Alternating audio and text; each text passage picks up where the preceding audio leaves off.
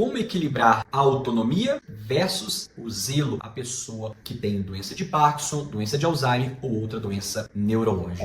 Eu sou Gustavo Franca, eu sou médico neurologista, professor universitário e eu vou falar para vocês agora sobre a dificuldade da gente equilibrar a autonomia da pessoa que tem uma doença neurológica, como doença de Parkinson, doença de Alzheimer, versus ao cuidado, ao zelo em si. Então, a gente equilibrar cuidado e autonomia do paciente é um grande desafio. Isso não somente em relação ao familiar, ao amigo que quer prestar um apoio, um cuidado, mas também em relação ao médico. E com toda certeza, isso é um fenômeno que a gente precisa conversar. A pessoa que tem doença de Parkinson, doença de Alzheimer, a gente precisa sempre levar em consideração qual que é a necessidade de apoio, a necessidade de intervenção para que a gente não transponha a autonomia da pessoa. Que, quando ela tem preservação dos aspectos cognitivos, de raciocínio e memória, se a gente intervir sem uma clara conversa, a gente pode estar transpondo essa barreira da autonomia da pessoa. Quando a pessoa não tem um entendimento adequado, com toda certeza, isso seria uma outra conversa. Isso é comum nas pessoas que têm a doença de Alzheimer ou outros quadros demenciais. Entretanto, nas pessoas que têm um comprometimento cognitivo, essa barreira da autonomia ainda vai ser conflituosa quase sempre,